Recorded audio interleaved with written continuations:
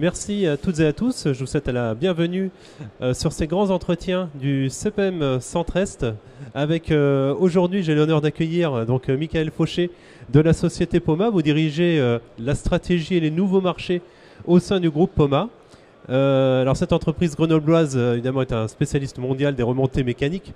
Je pense que c'est un secret pour personne, encore que effectivement c'est pas forcément une entreprise qui communique de manière ouverte. Vous êtes dans beaucoup de remontées mécaniques sans dire votre nom.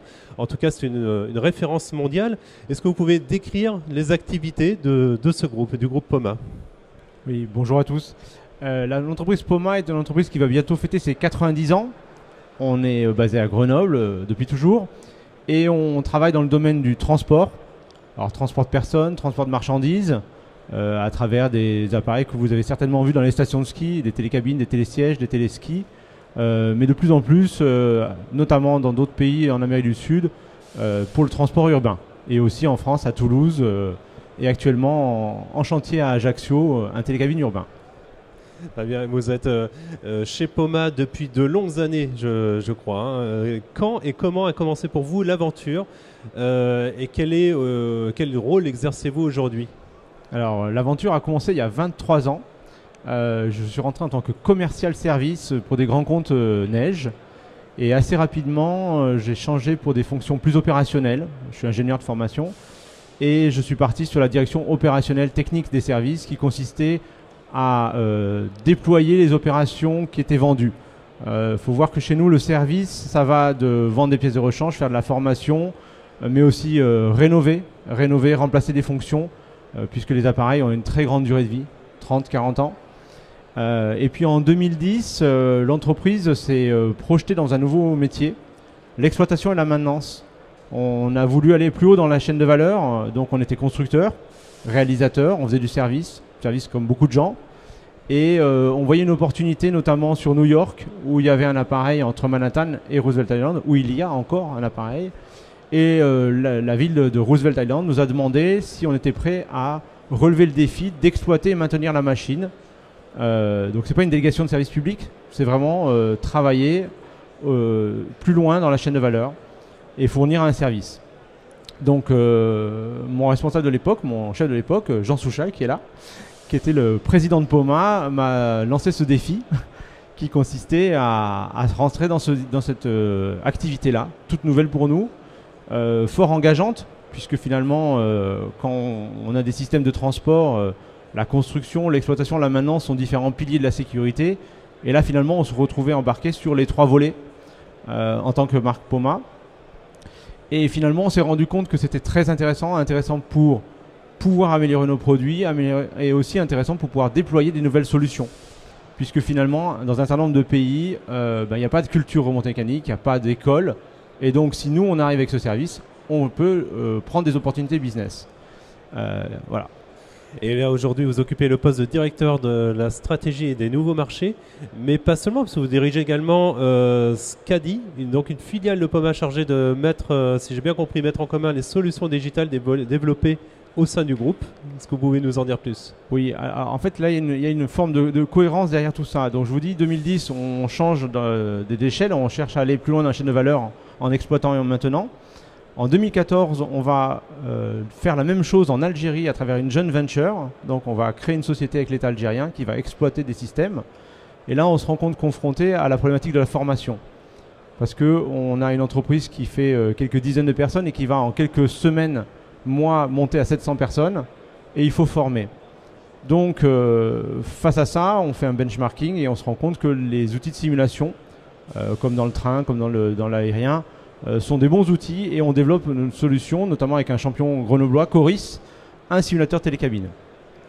C'est un premier outil digital et on se rend compte qu'il y a beaucoup d'outils digitaux utiles lorsqu'on exploite des GMAO, des systèmes de registre d'exploitation, du monitoring. Et en 2017, notre actionnaire, donc Poma est détenu par des actionnaires individuels qui ont d'autres entreprises dans d'autres secteurs d'activité et il me demande de prendre la direction d'une filiale qui s'appelle Scadi, qui va mettre en commun les différentes initiatives digitales de droite de gauche pour que d'objets qu'on a développés pour nous-mêmes, on en fasse aussi une activité de business et là encore de facilitation. Alors, dans ces grands entretiens, c'est aussi dresser le parcours, mais c'est aussi comprendre une question qui brûle aux lèvres, qui me brûle aux lèvres.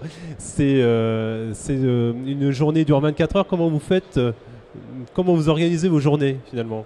Alors j'ai beaucoup de chance, j'ai une super équipe, j'ai une famille très soudée auprès de moi aussi, qui accepte la charge horaire. Et puis c'est beaucoup de petites bonnes pratiques managériales. Il faut vraiment avoir confiance dans les équipes, être capable de proposer aux équipes des challenges atteignables, leur donner les moyens et pas être sur leur dos tous les 4 matins. C'est prendre des décisions rapides. Il n'y a pas toutes les décisions qui doivent remonter, mais quand elles remontent, il faut les prendre rapidement et pas faire traîner. C'était justement la question aussi qui me faisait, c'est-à-dire au niveau d'un point de vue management, comment parvient-on à faire en sorte que les équipes soient embarquées dans un même bateau, régler des problèmes RH internes. Comment faites-vous? Est-ce qu'il y a également un trait de caractère à avoir propre aux dirigeants? Alors il y a beaucoup de questions que vous posez en direct, mais la première chose, je pense que c'est d'être capable d'avoir une équipe qui est à sa place. Sur 23 ans chez Poma, malheureusement, un certain nombre de personnes n'étaient pas à leur place et il a fallu leur reproposer de se repositionner sur d'autres postes de telle sorte à ce qu'on puisse avoir les bons acteurs aux bons endroits. Parce que la confiance va passer par le fait que ça marche, par le fait qu'on délivre. Alors je vais attendre. Oui, on va attendre.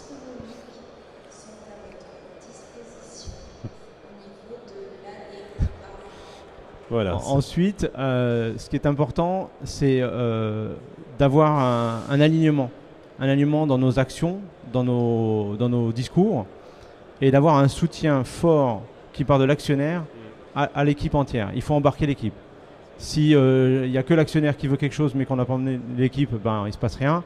Si l'équipe a envie d'y aller mais qu'on n'a pas les moyens, il ne se passe rien. Et là, on a eu quand même la chance d'avoir un alignement des planètes, puisque on était générateur de nouvelles activités. Donc je dirais que les premières années n'étaient pas évidentes, 2010-2017. Passé 2017, on a pu réaccélérer fort. D'accord. Il y a donc vous parlez effectivement de la conjoncture.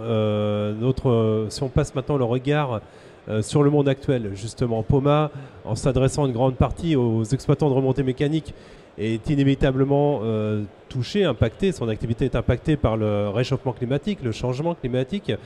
Comment se borde votre activité déjà? Alors déjà notre activité, on vit un paradoxe complet. Depuis 2 ans, à l'échelle du groupe Poma, qui travaille dans le monde entier, aux États-Unis, en Amérique du Sud, en Asie, en Afrique, le premier moteur, ce sont les stations de ski. Donc c'est vraiment un paradoxe. Alors c'est un paradoxe qui s'explique. C'est un paradoxe qui s'explique parce que le monde des remontées mécaniques a eu une très forte croissance dans les années 80, en 85 avec la loi montagne, et donc on est au renouvellement de grosses infrastructures. Donc paradoxalement, une belle partie de notre chiffre d'affaires est bien plus grosse qu'en 2019, se fait dans la neige. Ça fait la neige dans le ski en France, aux États-Unis. Pour autant, ce qui compte, c'est que les installations qui sont renouvelées, ce sont les installations qui sont cœur, on peut parler d'ascenseurs valéens, les machines qui permettent de monter dans les stations sans prendre sa voiture, comme l'appareil de Almont. Et pourquoi c'est cœur? C'est cœur parce que les stations, elles doivent opérer leur transition. Elles doivent opérer une transition sur toute l'année. Et donc ces ascenseurs valéens peuvent fonctionner toute l'année. Et nous, on doit leur apporter des solutions pour modifier, moderniser les machines. Un télésiège, peut-être qu'on va lui introduire quelques cabines de manière à élargir son public, de manière à ce qu'il puisse transporter différents types de systèmes toute l'année, ou au moins l'été et l'hiver. Donc on accompagne. Ensuite, le réchauffement climatique, ça génère des aléas climatiques. Et on a, je dirais, la chance intrinsèque que nos machines soient très robustes, puisqu'elles ont été conçues pour supporter les horreurs de l'hiver, la neige, la glace. Donc finalement, elles se comportent très bien. Donc aujourd'hui, sur ce cœur d'activité, l'activité est bonne. On pense bien qu'elle va rebaisser un peu, mais elle est bonne. Et nous, on a fait un très grand effort de diversification. Je parlais de transport de personnes, de tourisme. On a aussi mis un pied dans l'énergie. Depuis une dizaine d'années, on fait des éoliennes basées sur des technologies communes avec les remontées mécaniques au niveau de l'entraînement qui devient générateur avec un système sans réducteur. On se lance dans des panneaux solaires posés sur câble L'idée, c'est de garder une cohérence, soit de la technologie du moteur, soit de la technologie du câble, pour chercher à aller dans des endroits où il n'y a pas des dizaines de concurrents. Ok, d'accord. Et justement, ces relais de croissance, géographiquement, ils se trouvent où? Un peu partout sur la planète, il y a des continents Alors, ça va faire un petit peu le lien avec mon titre, stratégie et nouveaux marchés. L'idée qui est claire, c'est qu'il y a eu un très gros travail de diversification marché et géographie pendant 10-15 ans sous la direction de Jean Souchal. Et en 2019, on faisait 320 millions de chiffre d'affaires avec 23% en Chine, 17% en Russie. Le Covid est passé par là, la guerre en Ukraine aussi. Et ces deux marchés-là sont passés quasiment à zéro. Et donc pour nous, tout l'enjeu, c'est de trouver d'autres relais de croissance. Donc effectivement, depuis 2-3 ans, on explore particulièrement les grandes métropoles africaines pour du transport urbain, parce qu'il y a des forts bassins de population comme en Amérique du Sud qui permettent de trouver la pertinence de nos solutions. Et on explore d'autres produits. L'idée phare et de la création de ma direction qui date que de février, c'est que d'ici 2030, 20% de notre chiffre d'affaires soit fait avec des choses qu'on ne fait pas aujourd'hui. Et donc on est en exploratoire aussi sur des acquisitions, sur d'autres technologies pour voir ce que l'on peut faire pour se dérisquer. Si on parle d'international, une autre question aussi me vient en tête, plus par rapport à l'export. Poma est une entreprise qui exporte beaucoup, vous l'avez dit, et qui est implantée partout dans le monde. Or, les marchés se compliquent parfois avec la Chine, mais également aux États-Unis avec l'élection de Donald Trump. Alors, est-ce que ça va se compliquer? On le verra, mais l'heure n'est pas vraiment à l'ouverture. Comment abordez-vous finalement ces situations conjoncturelles? Alors, comme je vous le dis, on a subi le Covid comme tout le monde. On a subi différentes choses qui nous ont forcé à l'agilité et qui nous ont renforcé sur nos fondamentaux. Nos fondamentaux, c'est de dire qu'un certain nombre de produits, un certain nombre de conceptions sont vraiment faites au siège, à Vorep, en France. Mais certains produits, certaines choses, on peut les faire en local, pour le local. C'est-à-dire que, typiquement, aujourd'hui, toutes nos cabines sont faites dans les terres froides, à côté de Walibi, à Vérin, dans notre filiale 100%, qui s'appelle Sigma, toutes les cabines, donc ça en fait plusieurs milliers par an. Par contre, faire des pylônes, faire un certain nombre de choses comme ça, on peut le localiser, moyennant une maîtrise sécuritaire évidemment. Et donc aux États-Unis, là on est allé plus loin, mais depuis des années, parce qu'on s'est installé en 86 aux États-Unis, et on a assez rapidement fait... Excusez-moi, vous êtes où aux États-Unis Alors, jusqu'à présent, nous étions essentiellement dans le Colorado, à Grand Junction. On a une filiale aussi au Canada, plutôt du côté de la côte Est. Oui. Et là, on vient d'ouvrir une nouvelle usine à Salt Lake City. L'idée, c'est de produire pour le marché américain, aux États-Unis, ce qu'on avait déjà commencé avant le premier mandat, mais qui s'avère encore plus nécessaire aujourd'hui. On a des pistes actuellement en Inde pour localiser pour le marché indien un peu de production. C'est vraiment important pour nous de bénéficier aussi à l'environnement local au-delà de fournir un matériel.